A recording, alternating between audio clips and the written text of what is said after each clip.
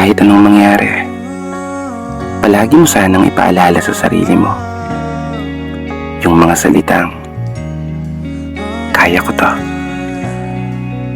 magagawa ko to, at higit sa lahat, ipapanalo ko to. Pangako yan.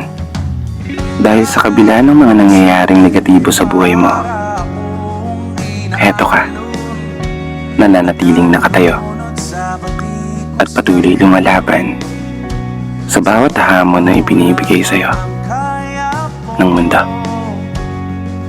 Isang mundo na minsan pinipilit pasukuin ka.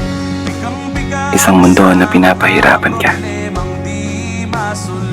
Pinapaluha ang mga mata at pinapahina ang mga paa. Isang mundo na laging nagpapamulat sa'yo kung gaano kahirap mabuhay sa mundong to. Isang mundo na bawal kang magkamali, pero laging natatalo.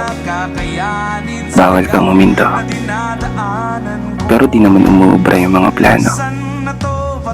Pwede kang masaktan, pero bawal kang magreklamo. Kasi ito yung buhay na pinili mo. Isang buhay na gusto mong ipanalo balang araw. Hindi man madali, pero palagi mo pa rin tinatanaw yung lugar na gusto mong puntahan. Kahit minsan naliligaw, nalilito, nanghihina, at malapit nang umayaw. Malapit nang sumuko.